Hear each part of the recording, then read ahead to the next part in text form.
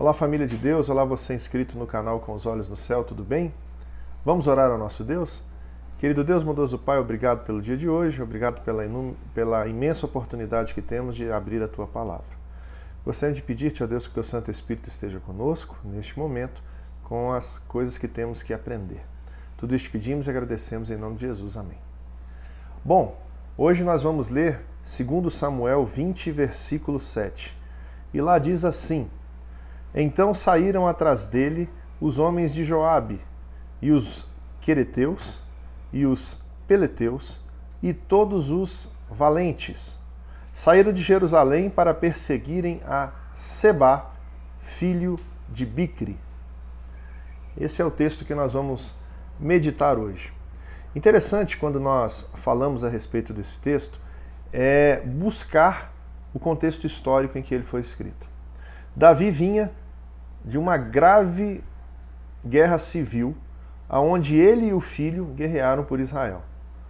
Absalão se revoltou e a revolta foi grande, a ponto que Davi teve que fugir com a sua família. E agora Davi consegue restabelecer o seu trono. E Davi agora reúne o povo de Israel. Quando Davi reúne o povo de Israel, Bicri, Sebá, filho de Bicri, que o texto do capítulo 20 também o apelida de filho de Belial, tamanha era a sua capacidade de gerar problemas, Sebá vai e fala: olha, que temos nós com o filho de Jessé? Que temos nós com Davi? E sai em revolta, toca uma buzina e sai. E muita gente vai com ele. E Davi chega e fala: olha, se a gente não tomar cuidado, Sebá pode dar mais trabalho que Absalão. E aí, a coisa foi tão séria que a guarda pessoal de Davi deixou Davi por um momento. Joabe e seus homens, e eram muitos os homens que acompanhavam Joabe, também se uniram.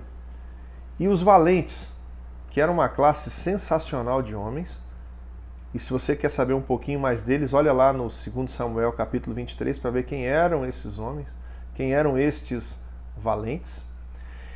E saem todos eles para capturar e trazer Sebá morto ou aniquilado, para que esta revolta seja estancada e aí sim o reino de Davi possa ser restabelecido em paz. Essa é a história, esse é o contexto. Agora vamos ver alguns panos de fundo dessa história. Sebá era da tribo de Benjamim. E a tribo de Benjamim, ela meio que nunca aceitou o fato de Davi, sendo da tribo de Judá, ter chegado ao trono. A expectativa da tribo de Benjamim era a perpetuidade do trono. Essa era uma expectativa de Saul, era uma expectativa da mulher de Saul. E a gente viu no vídeo passado sobre 1 Samuel 27 que Jonatas, ele não aceitou esses desígnios humanos, mas sim ele entendia o que Deus queria para a vida dele. Mas a tribo de Benjamim não.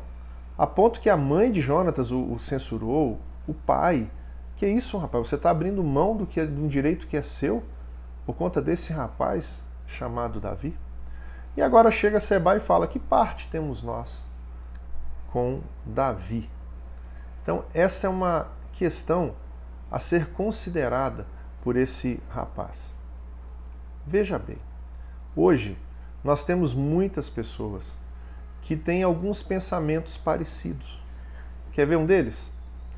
Que parte temos nós com Ellen White? Que parte temos nós com o espírito de profecia? Tudo bem, eu sou adventista, eu aceito o sábado, mas eu não tenho parte com ela. Que parte temos nós com o Espírito Santo? Por que Espírito Santo? Que base tem para o Espírito Santo? E aí começa a pegar vários textos e começa a questionar isso também. Que parte temos nós com a moral pregada na Bíblia, com as questões de pureza sexual pregadas na Bíblia? Que parte temos nós? Vamos viver uma religião de acordo com a nossa vontade. Porque Sebá, naquele dia, o que ele fez? Ele foi contra um desejo de Deus, porque foi Deus que colocou Davi naquele lugar. Foi Deus que fez Davi rei. E quando ele diz não temos parte, nós, de certa forma, está dizendo não temos parte com os planos de Deus.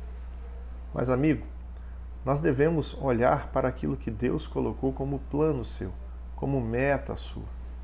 E nós devemos ter parte, sim, nas coisas que Deus estabeleceu. E sabe, naquele dia, valentes foram chamados para levantar o estandarte da verdade e a vontade de Deus perante o povo.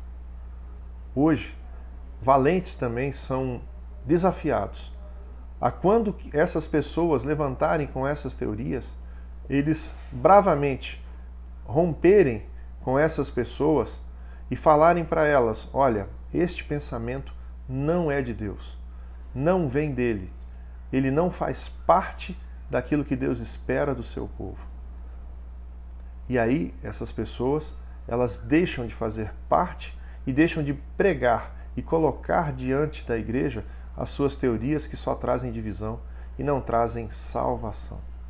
Então, que nós possamos afastar o espírito de Sebá de nós. E quando Sebás vierem até nós, que nós sejamos valentes o suficiente para refutá-los e para colocá-los no seu devido lugar e para dizer que o assim diz o Senhor é o que tem que prevalecer. A vontade de Deus e não a vontade humana. E nenhuma teoria humana, mas sim aquilo que Deus disse como verdade. Tá bom?